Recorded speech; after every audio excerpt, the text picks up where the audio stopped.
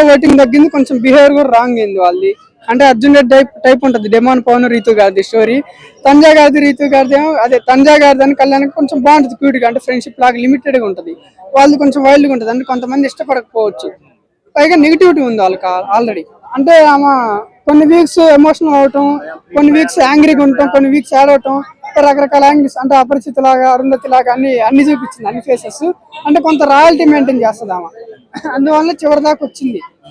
పైగా ఆమె ఫ్యాన్స్ నేను కళ్యాణ్ గారికి కనబెట్టి ఓటేశారు, అంటే ఆమె ఫ్యాన్స్ కళ్యాణ్ గారికి నిలబడ్డారు. అందుకనే కళ్యాణ్ గారు ఇక్కడ దాకా వచ్చారు. అంటే విన్నర్ అయ్యే ఛాన్సెస్ కూడా ఉంది. 99% కళ్యాణ్ గారు అవ్వచ్చు, లేదా తంజా గారు అవ్వచ్చు. తంజా గారి గురించి, అందం గురించి అంటే ఇంకా ఇంతకు ముందు ఉన్న వాళ్ళు కూడా అందంగా ఉన్నవాళ్ళే కదా.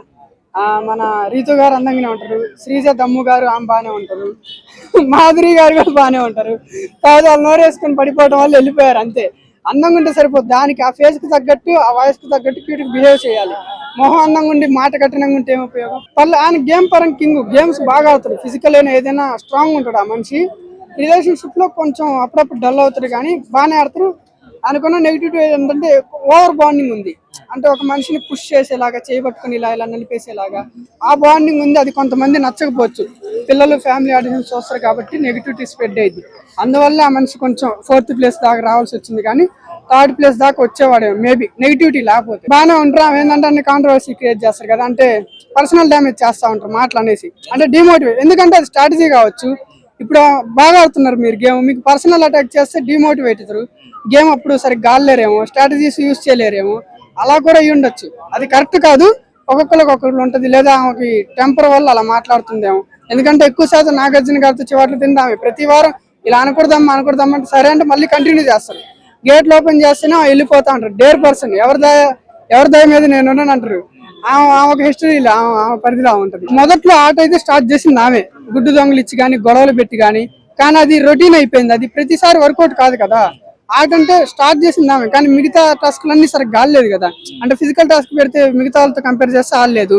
కొన్ని మైండ్ గేమ్స్ ఉంటాయి, అవి కూడా ఆడలేకపోవచ్చు. ఏదన్నా గొడవల పరంగా లేకపోతే కొన్ని టాస్క్లు మటుకు బాగా ఎంటర్టైన్మెంట్ చేస్తుంది ఆమె. కానీ మిగతా వాళ్ళ కాంపిటీషన్ అంటే కొంచెం కష్టం. ఆమెకున్న సీనియర్స్ని బట్టి టాప్ 5 దాకా రాగలిగింది, కానీ విన్నర్ మెటీరియల్ అంటే మొన్నటి దాకా అయితే తంజా గారే విన్ అవుతారని అనుకున్నాం. ఆమెకు అంత హైప్ వచ్చింది.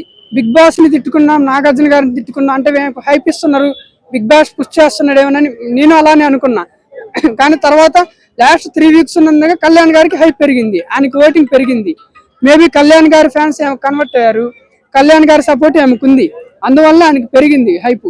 అందుకని విన్నర్ వీళ్ళిద్దరి మధ్యనే ఉంటుంది మేబీ. అట్లా అంటే వీళ్ళు పుష్ చేస్తున్నారు, అది రాంగ్ అండి. తంజా గారు ఏంటంటే గేమ్స్ పరంగా అంటే ఆల్రౌండర్ కాబట్టి ఆమెకి సీరియల్ ఫ్యాన్స్ ఉంటారు కాబట్టి వచ్చింది. మనం అనుకోవడం కూడా కొంత రాంగ్ అనుకోవచ్చు. న్యాయం అనే చెప్తాను నేను. ఎందుకంటే తప్పలేదు, ఆయన మొదటి నుంచి సింపతి ఎక్కడ యూజ్ చేయలేదు. ఆయనకి ఎంత వీలైతే అంత గేమ్స్ ఆడారు. వల్గర్ మాటలు, అన్నెసెసరీ గొడవలు పడలేదు నాకు తెలిసి మిగతా వాళ్ళలాగా. విన్నర్ మెటీరియల్ ఆయన గెలిచినా ఓకే బెటరే. తంజా గారు గెలిచినా నష్టం లేదు, ఇమ్ము గారు గెలిచినా నష్టం లేదు. వీళ్ళ ముగ్గురు గెలవచ్చు, ఎందుకంటే కమిడియన్ గెలవడం హిస్టరీ, ఇప్పటివరకు గెలవలేదు. జవాన్ గెలవడం హిస్టరీ, ఇప్పటివరకు గెలవలేదు.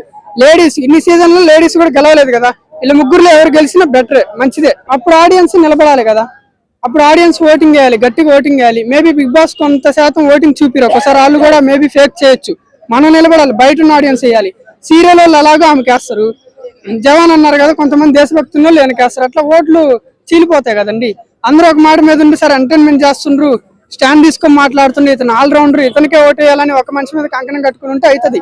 లేదు వీళ్ళని హైప్ చేస్తున్నాను, ఆ రోజు మనం స్టాండ్ తీసుకుని గట్టిగా ఫైట్ చేస్తే వాళ్ళకి తెలుస్తుంది కదా, బిగ్ బాస్ టీమ్ కి డిసిషన్ చేంజ్ చేసుకుంటారు. ఇప్పుడు అయిపోయింది, ఇంకొక 1 డేనే ఉంది. తనుజ గారు, పవన్ కళ్యాణ్ గారు వీళ్ళిద్దరి మధ్యనే విన్నింగ్ ఉంటది. ఈయన 3rd ప్లేస్ వస్తారు, ఇమ్ము గారు 4th ప్లేస్, డెమోన్ పవన్ గారు, సంజన గారు 5th ప్లేస్. సంజన గారికి తెలుసు ఆయన 5th 4th ఉంటుందని.